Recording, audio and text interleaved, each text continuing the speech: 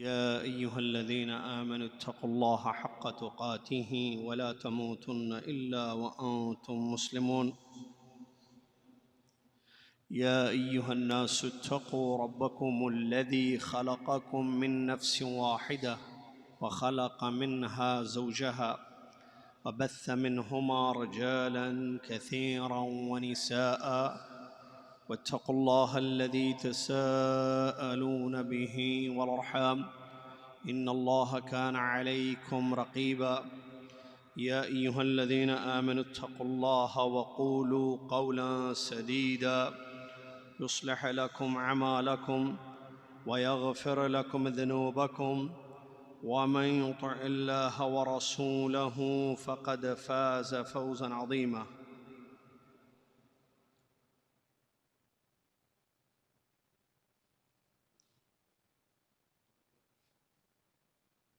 قال الإمام النووي رحمه الله تعالى: كتاب التفسير. قال الإمام مسلم ابن حجاج النيسابوري رحمه الله: السلام عليكم. حدثنا محمد بن رافع قال حدثنا عبد الرزاق قال حدثنا معمر عن همام ابن منبه قال: هذا ما حدثنا أبو هريرة رضي الله عنه عن رسول الله صلى الله عليه وسلم، فذكر أحاديث منها: وقال رسول الله صلى الله عليه وسلم: قيل لبني إسرائيل: وادخلوا الباب سجدا وقولوا حطة يغفر لكم خطاياكم، فبدلوا فدخلوا الباب يزحفون على أستاههم وقالوا: حبة في شعرة.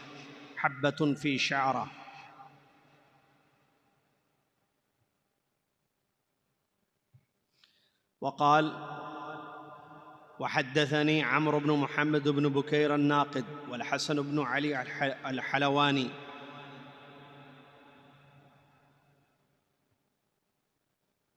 وعبد بن حميد قال حدثني وقال الآخران حدثنا يعقوب يعنون ابن إبراهيم بن سعد قال حدثنا أبي عن صالح وهو ابن كيسان عن ابن شهاب قال: أخبرني أنس بن مالك رضي الله عنه أن الله عز وجل تابع الوحي على رسول الله صلى الله عليه وسلم قبل وفاته حتى توفي، وهو أكثر ما كان الوحي يوم توفي رسول الله صلی اللہ علیہ وسلم۔ تمام تعریف، ہر قسم کی بڑائی اور کبریائی اس اللہ تبارک و تعالیٰ کے لیے ہے جو اللہ رب العالمین ہم سب کا مالک اور خالق ہے، جو ہم سب کا حقیقی معبود ہے، اس کے سوا کوئی عبادت کے لائق نہیں ہے، جس نے ہم سب کے لیے دین اسلام کو پسند کیا اور اس کو دنیا میں نازل کیا۔ سبحان اللہ و بحمدہ، سبحان اللہ العظیم۔ صلاۃ و سلام ہو اس کے بعد اللہ کے آخری نبی امام الانبیاء محمد الرسول اللہ صلی اللہ علیہ وسلم کی ذات گرامی پر کہ جنہوں نے ہم تک اپنی حدیثوں کے ذریعے دین کی باتوں کو بیان فرمایا۔ اللہم صلی علی محمد وعلی آل محمد کما صلیت علی ابراہیم وعلی آل ابراہیم انک حمید مجید۔ اللہم بارک علی محمد وعلی آل محمد کما بارکت علی ابراہیم وعلی آل ابراہیم انک حمید مجید۔ حمد و صلاۃ کے بعد آج 6 جمادی الاخرہ 1442 ہجری مطابق 19 جنوری 2021 عیسوی حدیث شریف کا درس آپ کی خدمت میں پیش ہے۔ صحیح مسلم کی حدیثیں ہم پڑھ رہے ہیں۔ پچھلے ہفتے سفر کی وجہ سے درس نہیں ہو پایا، جس کی اطلاع آپ کو دی گئی، آج سے باقاعدہ ہفتے کے سارے دروس آپ کی خدمت میں انشاءاللہ پیش کیے جائیں گے۔ یہ درس حدیث ہے جس میں آپ تشریف فرما ہیں۔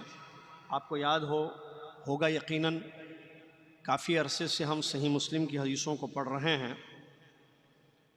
اور پچھلے مہینے یا پچھلے مہینوں میں جو چیپٹر یا جو کتاب ہم نے پڑھی صحیح مسلم کی، وہ کتاب الزہد والرقائق، دنیا سے بے رغبتی اور دلوں کو نرم کرنے والی احادیث مختلف ہم نے پڑھی۔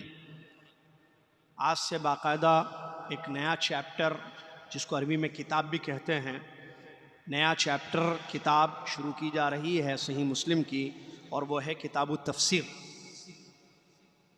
حدیث کی کتاب صحیح مسلم، اس میں کتاب التفسیر، یعنی آیتوں کے متعلق جو احادیث آئی ہیں، بعض آیتوں کے متعلق جو احادیث آئی ہیں ان کو انشاءاللہ ہم پڑھیں گے۔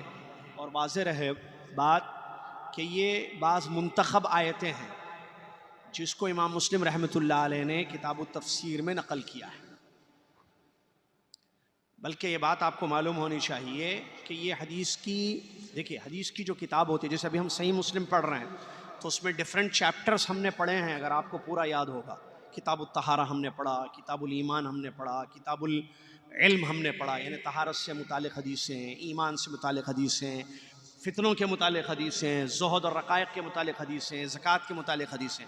تو یہ الگ الگ چیپٹر، اسی میں ایک چیپٹر ہوتا ہے تفسیر حدیث۔ حالانکہ قسم التفسیر ایک الگ ہے، قرآن کی تفسیر ایک الگ سبجیکٹ ہے، میں بات کر رہا ہوں حدیث میں بھی کتاب التفسیر ہوتی ہے۔ جیسے صحیح بخاری میں بھی کتاب التفسیر ہے، صحیح مسلم میں بھی ہے، جس کو ہم ابھی آج شروع کرنے جا رہے ہیں۔ 2 حدیثیں ہیں ہمارے پاس آج انشاءاللہ۔ تو تفسیر سے متعلق یعنی بعض آیتوں کی تفسیر، بعض آیتوں یہاں امام مسلم رحمۃ اللہ علیہ نے بیان کیا ہے، وہ انشاءاللہ ہم پڑھیں گے۔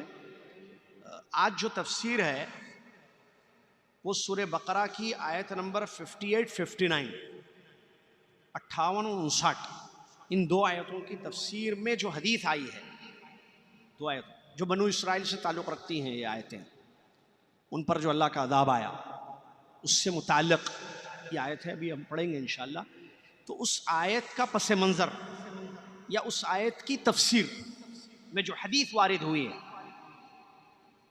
اس کو یہاں ہم انشاءاللہ پڑھنے جا رہے ہیں۔ یہ آپ ذہن میں رکھیں، آئندہ بھی جو پڑھیں گے ہم، کوئی منتخب آیت ہوگی، کسی آیت کی روشنی میں جو تفسیر حدیث میں موجود ہے، تمام آیتوں کی تفسیر حدیث میں موجود ہے، لیکن یہاں ہم چونکہ وقت کا خیال رکھتے ہیں، منتخب آیات جو کتاب التفسیر جو صحیح مسلم میں ہے، اس میں امام مسلم رحمۃ اللہ نے کن کن آیتوں کی روشنی میں احادیث کو جمع کیا ہے اور ہم تک پہنچایا ہے، اس کو ہم انشاءاللہ پڑھنے جا رہے ہیں۔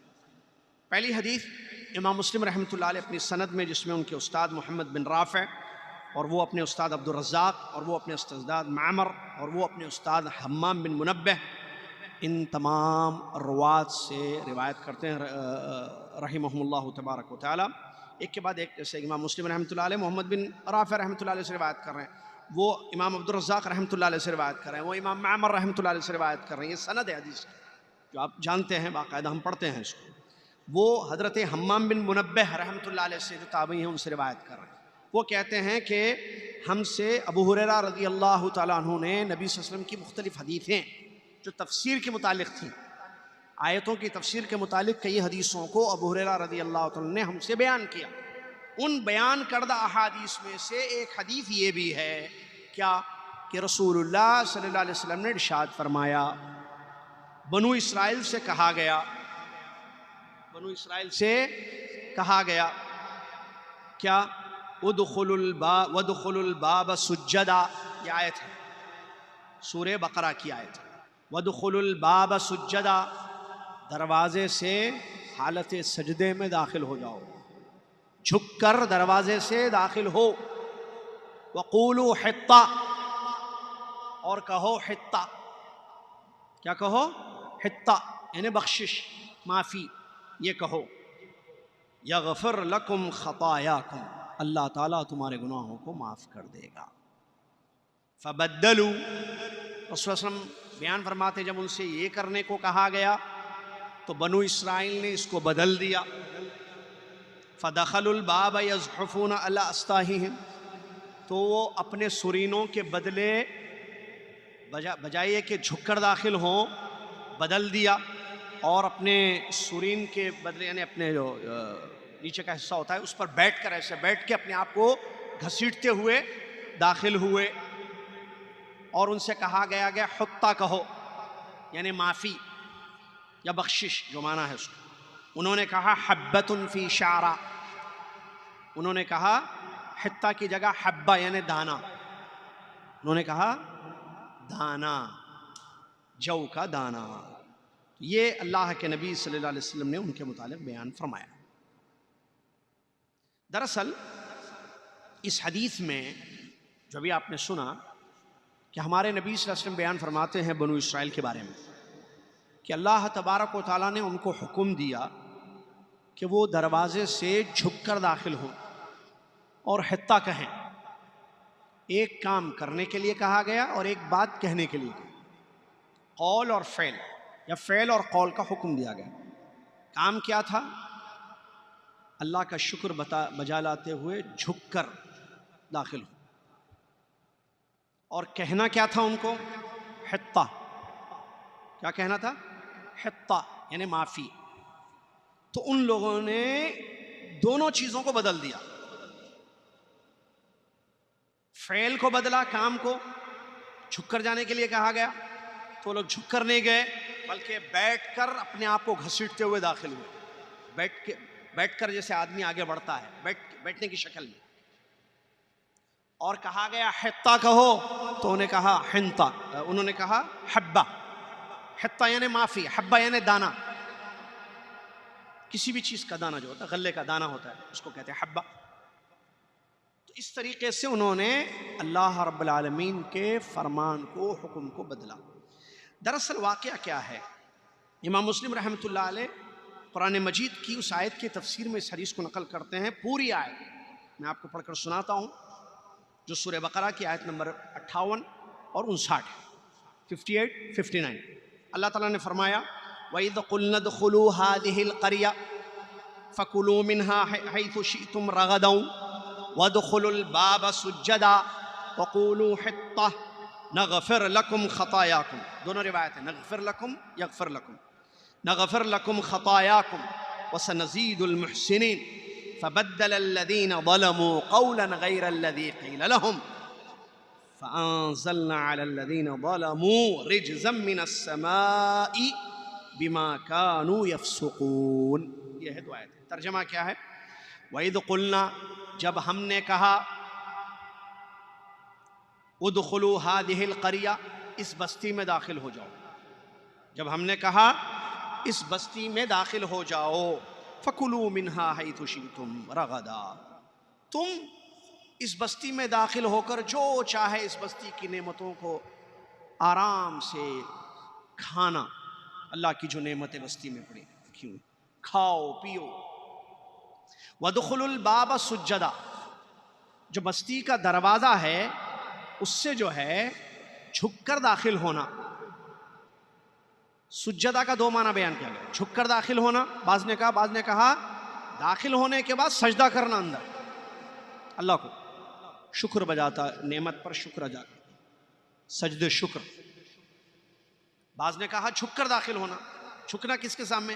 اللہ کے سامنے، عاجزی اور انکساری کی جو کیفیت ہوتی ہے جھکنا.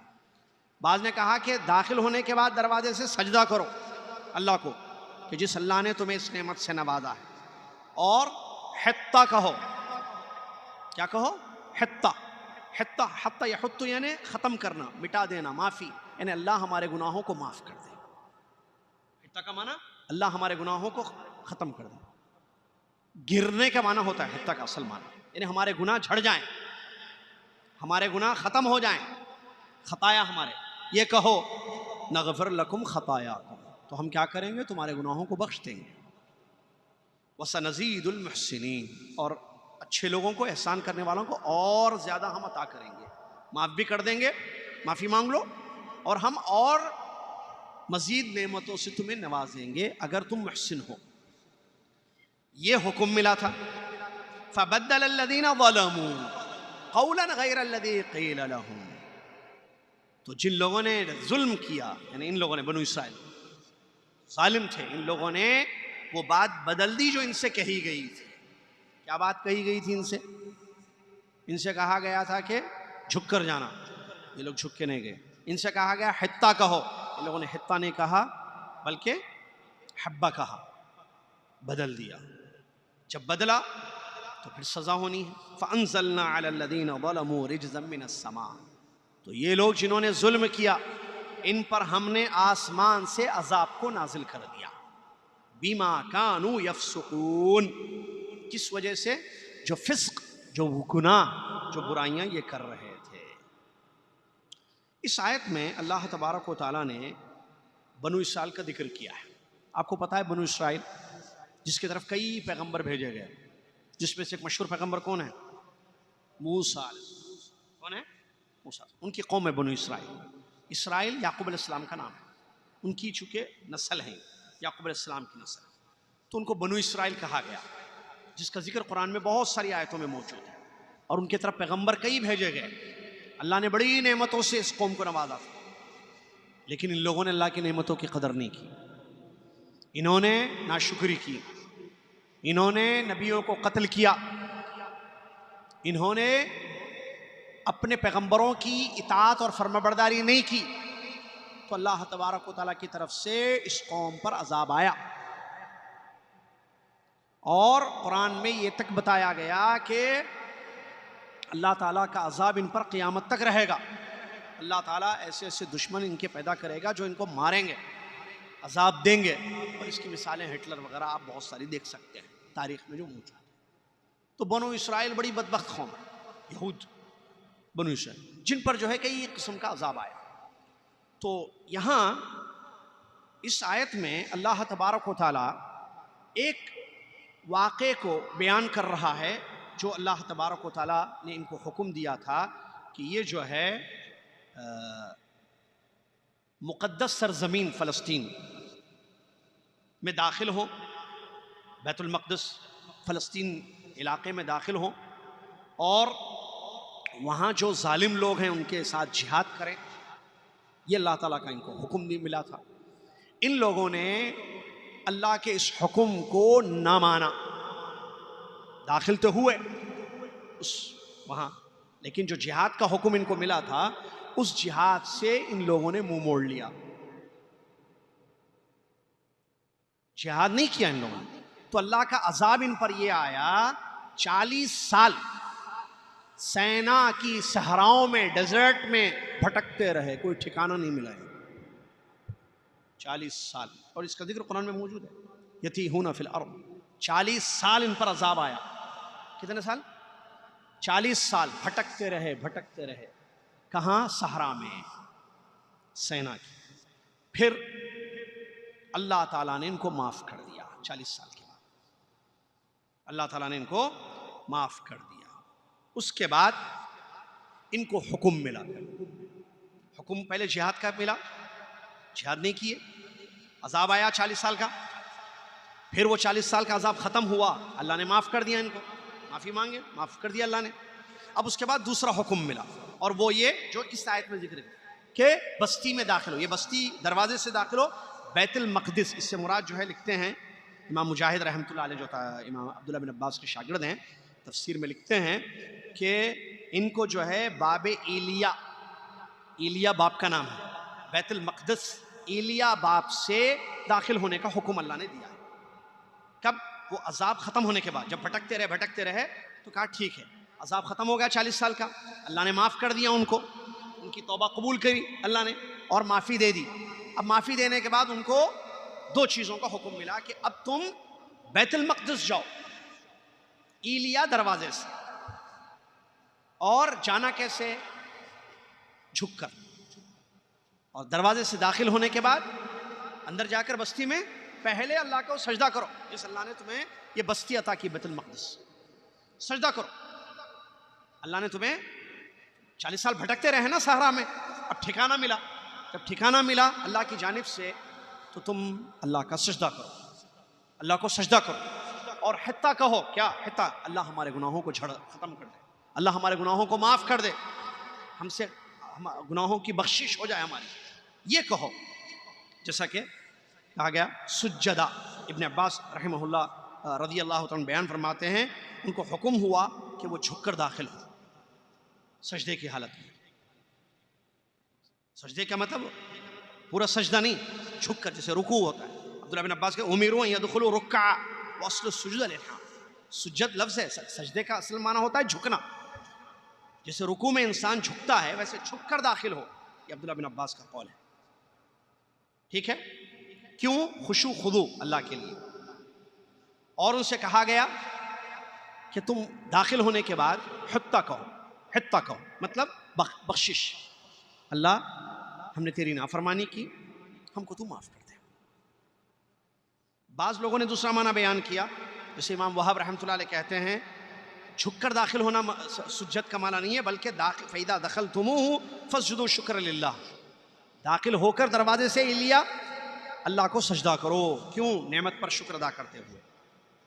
ابن کثیر رحمۃ اللہ علیہ بیان فرماتے ہیں یہ جو حکم ملا ان کو سجدہ کرنے کا یا جھکنے کا, یہ اللہ تعالیٰ نے جو ان کے لیے فتح کیا, فتح عطا کی, مدد کی, اور ان کو بھٹکنے سے بچایا. جو بھٹک رہے تھے 40 سال, گمراہ ہو گئے تھے 40 سال, بھٹک رہے تھے, کوئی ٹھکانہ نہیں ملا, تو اللہ تعالیٰ نے ان کے لیے ٹھکانہ رکھا. بیت المقدس میں داخل ہونے کا حکم دیا باب ایلیا سے.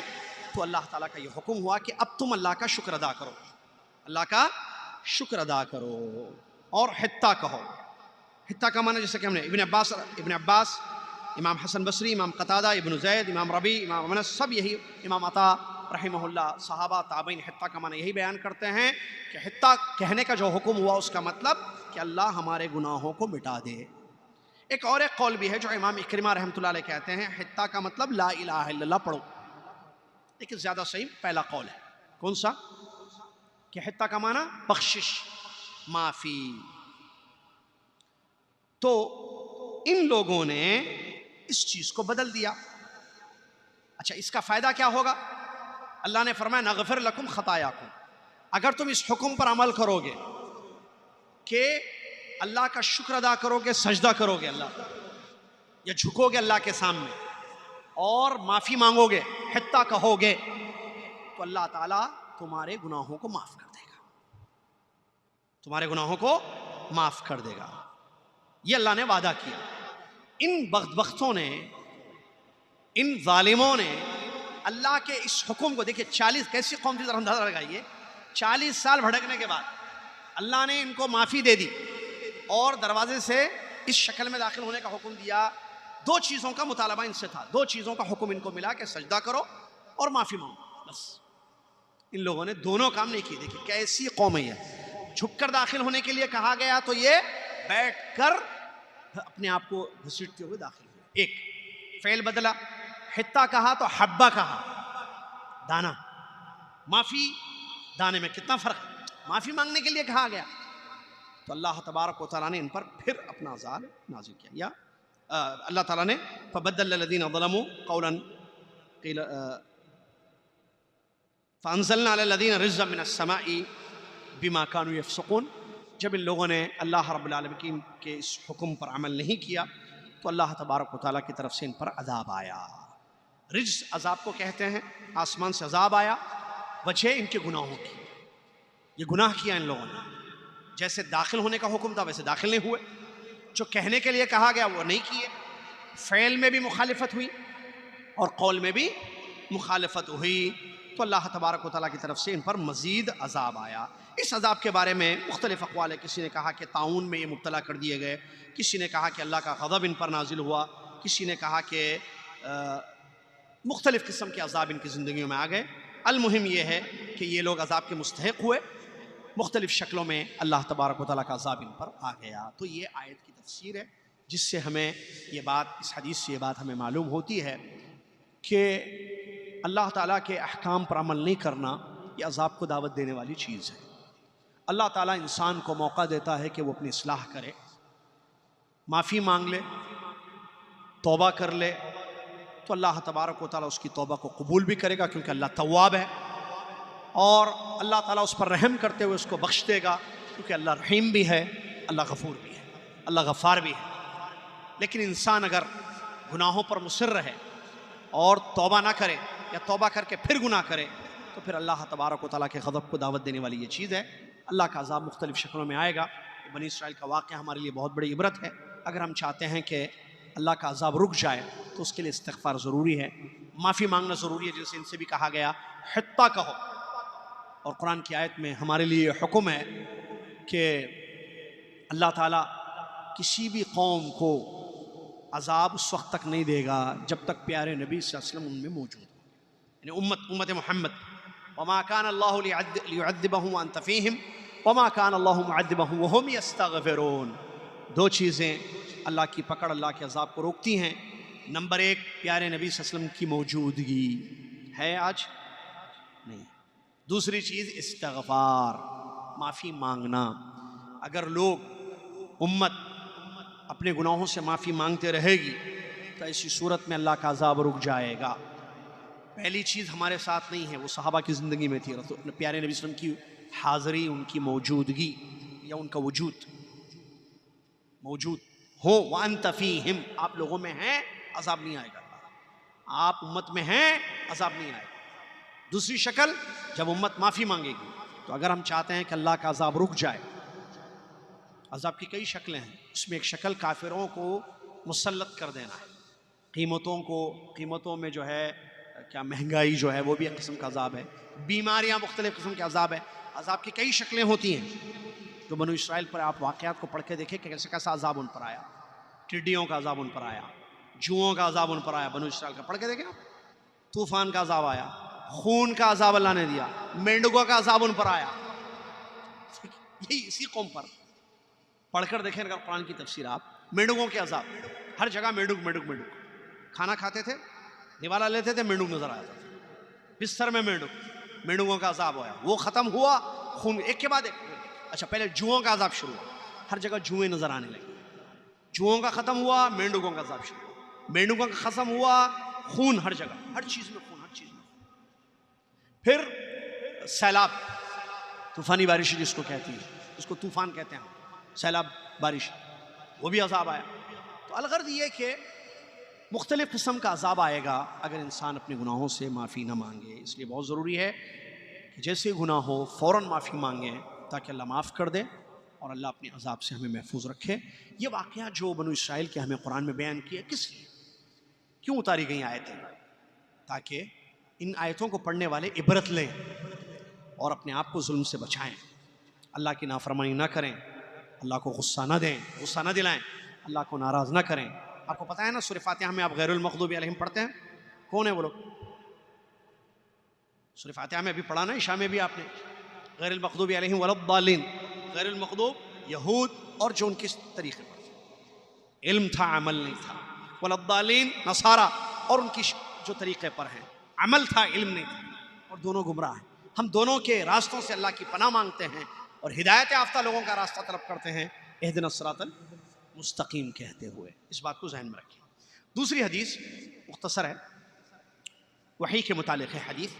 حضرت عمرو بن محمد بن بکیر الناقد سے امام مسلم رحمۃ اللہ جو ان کے استاد، امام مسلم کے جو استاد ہیں، یہ ایک استاد، اور دوسرے استاد امام حسن بن علی الحلوانی، اور تیسرے استاد امام عبد بن حمید، ان تینوں سے روایت کرتے ہیں، اور یہ تینوں یعقوب بن ابراہیم بن سعد رحمۃ اللہ علیہ سے روایت کرتے ہیں، اور وہ صالح ابن کیسان رحمۃ اللہ علیہ سے روایت کرتے ہیں، اور وہ ابن شہاب محمد ابن مسلم ابن تدرس ابن شہاب الزہری جو امام زہری کے نام سے مشہور ہے، سنا ہوگا نام آپ نے، امام زہری رحمۃ اللہ علیہ سے روایت کرتے ہیں۔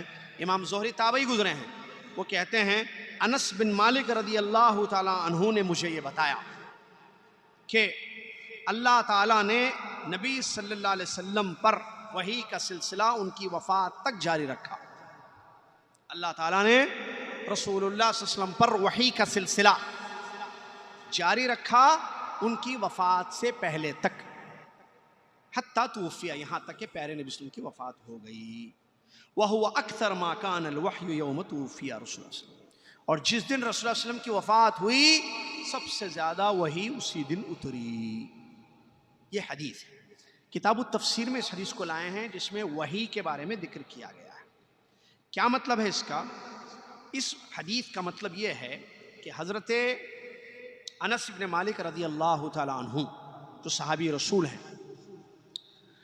بیان فرماتے ہیں کہ نبی صلی اللہ علیہ وسلم پر جو وحی نازل ہوئی یہ ختم نہیں ہوئی جب تک کہ نبی علیہ السلام کی وفات نہیں ہوئی.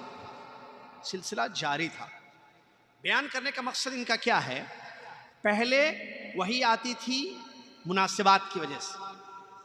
کوئی مسئلہ پیش کیا، مسئلہ پوچھا گیا نبی صلی اللہ علیہ وسلم سے، نبی صلی اللہ علیہ وسلم سے کسی سائل نے، پوچھنے والے نے کوئی مسئلہ پوچھا تو اللہ کے نبی صلی اللہ علیہ وسلم انتظار کرتے تھے وحی کا، کیونکہ جواب نہیں تھا.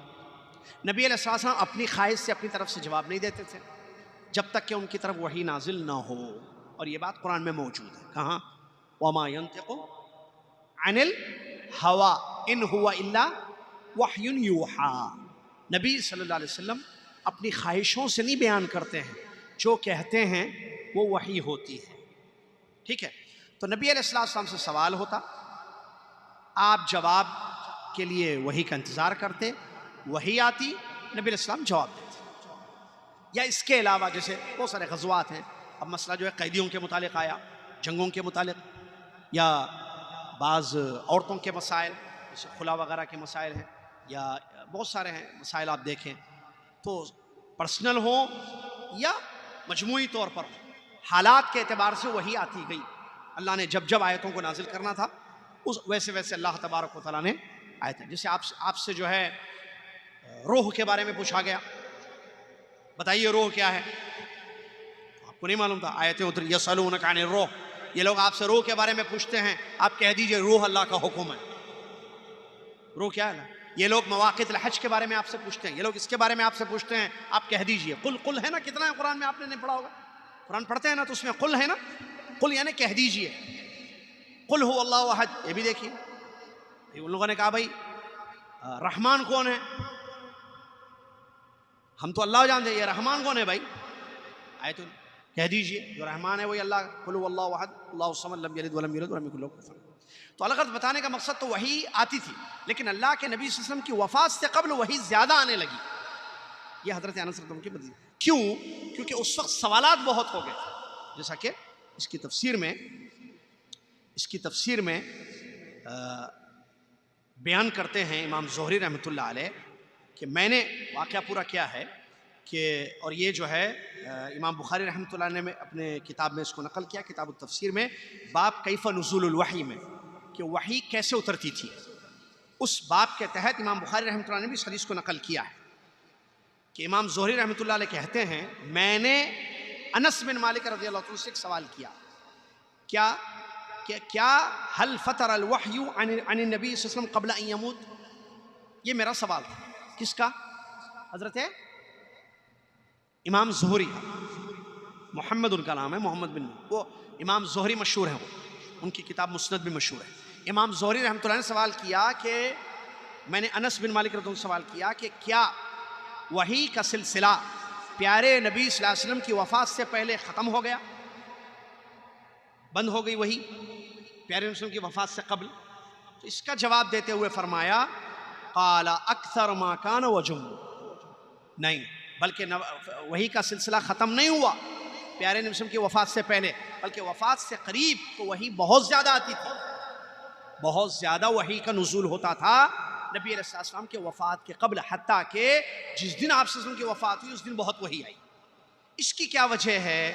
اس کی وجہ بیان کرتے ہیں کہ نبی علیہ السلام کی وفات سے قبل مکہ فتح ہو گیا، اور فتح مکہ کے بعد لوگ بہت زیادہ اسلام میں داخل ہوئے. جیسا کہ آپ کو کون سی سورہ ہے وہ؟ اذا جاء، سورہ ہے نا، سورہ فتح، اذا جاء نصر اللہ والفتح ورأیت الناس يدخلون فی دین اللہ افواجا. آپ نے دیکھا جب مکہ فتح ہو گیا تو لوگ بہت زیادہ مسلمان ہو گئے. 9 ہجری میں مکہ فتح ہوا نا، مکہ فتح مکہ کے بعد لوگ اسلام میں بہت داخل ہو گئے. اچھا، لوگ جب اسلام میں داخل ہوئے تو ان کے سوالات بھی بہت تھے. اب جب سوالات ہوتے تھے تو وہی آتی تھی. وہی کہتے ہیں جب وفود بہت سارے ڈیلیگیشن، بہت سارے لوگ فتح مکہ کے بعد اسلام میں داخل ہو گئے اور احکام، بہت سارے آرڈرز کے بارے میں، احکام کے بارے میں، کیونکہ وہ نئے مسلمان تھے، پوچھتے تھے. جیسے آج بھی کوئی نیا مسلمان تو بتا بھائی یہ وضو کیسے کرنا بتاؤ، وضو میں ایسے کرتے ہیں، ہوتا ہے نا بھائی، نیا آدمی جو ہے پوچھتا ہے، اس کو نہیں معلوم ہوتے اسلام کے احکام. تو احکام پوچھتے بہت تھے، اس وجہ سے نزول کی وحی کی کثرت بھی بہت ہو گئی تھی. یہ مطلب ہے اس حدیث کا کہ اللہ کے نبی علیہ الصلوۃ والسلام پر وحی ختم نہیں ہوئی، بلکہ وحی کا سلسلہ جاری رہا، اور یہاں تک کہ اللہ کے نبی صلی اللہ علیہ وسلم دنیا سے تشریف لے گئے. اور جب تشریف لے گئے اس دن وحی بہت ہوئی، اور اس سے قبل بھی اللہ کے نبی صلی اللہ علیہ وسلم پر وحی بہت زیادہ، خاص طور سے جیسا کہ ابھی ہم نے بیان کیا، فتح مکہ کے بعد بہت زیادہ اللہ کے نبی صلی اللہ علیہ وسلم پر وحی کا نزول ہوا تھا. یہ 2 حدیثیں ہیں، اور معلوم ہونا چاہیے حدیث بھی وحی ہے جیسے قرآن وحی ہے، حدیث بھی وحی ہے، قرآن بھی وحی ہے. یہ 2 حدیثیں آج کے درس کے لیے تھی. آئندہ درس میں ایک ایسی آیت کی تفسیر پر حدیث آ رہی ہے جس آیت کے بارے میں یہودیوں نے صحابی رسول عمر بن خطاب رضی اللہ عنہ سے کہا تھا تمہارے پاس ایک ایسی آیت ہے آپ لوگوں کے یہاں، وہ آیت اگر ہمارے پاس ہوتی، جس دن وہ آیت اتری اس دن ہم عید کا دن مناتے. ایک آیت ایسی ہے، یہودیوں نے عمر بن خطاب رضی اللہ عنہ سے کہا کہ آپ لوگوں کے پاس ایک آیت ایسی ہے قرآن میں، وہ آیت اگر ہمارے پاس ہوتی، ہمارے مذہب میں ہمارے، تو جس دن وہ آیت اتری اس دن ہم عید کا دن مناتے. تو اس کے جواب میں عمر بن خطاب رضی اللہ عنہ نے کیا کہا، اور وہ کتنی اہم آیت ہے، جس آیت پر اگر آج کا دنیا کا یا آج سے لے کر قیامت تک آنے والا ہر مسلمان اس ایک آیت پر عمل کر لے، اس جو آیت آئندہ پیر آ رہی ہے انشاءاللہ، اس ایک آیت پر عمل کر لے تو پھر وہ دین استقامت پر رہے گا انشاءاللہ، دین پر جمے رہے گا، کوئی بھی بدعت نہیں کرے گا، سنتوں پر اس کا عمل ہوگا. اس ایک آیت پر اگر وہ عمل کر لے، اس آیت کو ایک سمجھ لے، کون سی ہے وہ آیت، کس سورے میں ہے، کیا ہے اس آیت کا ترجمہ، اس کی تفسیر آئندہ درس میں انشاءاللہ آپ کو بیان کریں گے. ایک آیت جو آپ بھی سمجھیں، میں سمجھاؤں گا انشاءاللہ.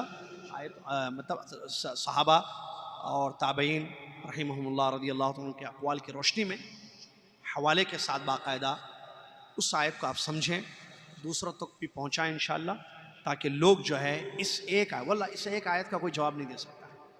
ہر باطل کوئی اور بات کہے گا، لفاظی کرے گا، لیکن اس آیت کا کوئی صحیح کیوں جواب نہیں دے پائے گا. کیوں؟ وہ آیت اتنی محکم آیت ہے، اتنی زبردست آیت ہے جو چیپٹر کلوز کر دیتی ہے ساری چیزوں کا. لیکن اللہ ہدایت دے لوگوں کو، باوجود یہ کہ وہ آیت ہے لیکن شاید جانتے نہیں ہیں، یا جانتے ہیں پھر بھی جو ہے، بہت سارے لوگ تو نہیں جانتے آیت، عوام الناس میں اکثر لوگ نہیں جانتی وہ آیت، اسی لیے بدعتوں میں پڑے ہوئے ہیں اور سنتوں کی مخالفت کرتے ہیں. دیکھیے وہ آیت کیا ہے، سنیے انشاءاللہ. اللہ تعالیٰ مجھے اور آپ کو توفیق دے کہ ہم قرآن کو سننے والے، حدیث کو سننے والے بنیں، قرآن کو سمجھنے والے، حدیث کو سمجھنے والے بنیں، قرآن پر اور حدیث پر عمل کرنے والے بنیں. آمین. وآخر دعوانا الحمدللہ رب العالمین. اس کے علاوہ اس دعا کے بعد انشاءاللہ چہارشنبے کے دن جو ہمارا لائیو درس چلتا ہے وہ یوٹیوب پر اور فیس بک وغیرہ پر چلتا ہے، موت سے جنت تک کا سفر، وہ اس ہفتے سے پھر سے شروع ہو جائے گا انشاءاللہ. موت سے جنت تک کا سفر آپ کو شاید معلوم ہے، یہ ایک فیس بک پر، یوٹیوب پر لائیو یہیں جدہ سے آن لائن جو ہے پروگرام چل رہا ہے، کافی ہفتوں سے چل رہا ہے اور کافی ہفتے چلے گا. موت سے مرنے کے بعد انسان جنت تک جانا چاہے تو کن مراحل سے وہ گزرتا ہے، کیا کیا ہوتا ہے، یہ تمام چیزیں احادیث اور قرآنی آیات اور سلف صالحین کے اقوال کی روشنی میں ہم بیان کر رہے ہیں. یہاں کی ٹائم کے حساب سے، جدہ کی ٹائم کے حساب سے وہ جو ہے مغرب کی نماز ہر چہارشنبہ بعد نماز مغرب تا عشاء چل رہا ہے. لنکس خان صاحب، شکیل بھائی، حامد بھائی وغیرہ سے آپ حاصل کر سکتے ہیں جو یہاں پر موجود ہیں، ان لوگوں سے وہ لنک حاصل کر سکتے ہیں. چہارشنبے کے دن وینسڈے مغرب کی نماز کے فوری بعد شروع ہوتا ہے عشاء کی اذان تک، یہاں کے حساب سے جی قصص. اور اس کے علاوہ ایک درس ہمارا چل رہا ہے جو کل بھی ہوگا، اتوار اور منگل کو چل رہا ہے، کل سے وہ شروع ہوگا، وہ نبیوں کے قصے. یہ بھی لائیو پروگرام چل رہا ہے، شاید آپ کے علم میں ہو یا نہ ہو، اللہ عالم. میں آپ کو بتا رہا ہوں ابھی حضرت موسیٰ علیہ السلام کا واقعہ ہم پڑھ رہے ہیں. یہ بنو اسرائیل جس کے متعلق ایک آیت ہم نے بنو اسرائیل کا واقعہ، موسیٰ علیہ السلام کا واقعہ. بنو اسرائیل میں تو کئی پیغمبر آئے، لیکن موسیٰ علیہ السلام کا جو واقعہ ہے مکمل، وہ جو ہم قصص الانبیاء میں پڑھ رہے ہیں. اور یہ بھی ایک پیارا سا سلسلہ الحمدللہ اللہ کے کرم سے شروع ہوا ہے. نبیوں کے قصے جو قرآن میں اللہ نے بیان کیے ہیں، ایک کے بعد ایک نبی کا قصہ آ رہا ہے. اور یہ ہر منگل اور ہر اتوار 2 دن یہ درس شام کے وقت چلتا ہے. اس کے بھی لنکس آپ ساتھیوں سے حاصل کر سکتے ہیں. یہ ہمارے دروس کا سلسلہ ہے جو آپ کو معلوم ہونا چاہیے. مسجد عزیزہ کے علاوہ کے یہ دروس ہیں. اور اس کے علاوہ اتوار کے دن محرر فی الحدیث کا بھی ایک درس رات میں چلتا ہے، جو کہ جس میں نمازوں کی متعلق حدیث بڑی اہم ہم بتا رہے ہیں. وہ صرف مکسدار پر چلتا ہے، باقی کے دروس تو یہ ہیں. بہرحال یہ کچھ تفصیلات تھیں. مزید تفصیلات کے لیے ساتھی موجود ہیں، ہم بھی موجود ہیں انشاءاللہ. آپ سے گزارش ہے کہ ان تفصیلات کو معلوم کریں اور دوسروں تک بھی پہنچائیں، خود بھی مستفید ہوں اور دوسروں تک بھی ان چیزوں کو پہنچائیں تاکہ سب کو دین معلوم ہو جائے. جزاکم اللہ خیر. کفارۃ المجلس سبحانک اللہم وبحمدک اشہد ان لا الہ الا انت استغفرک واتوب الیک. السلام علیکم ورحمۃ اللہ وبرکاتہ.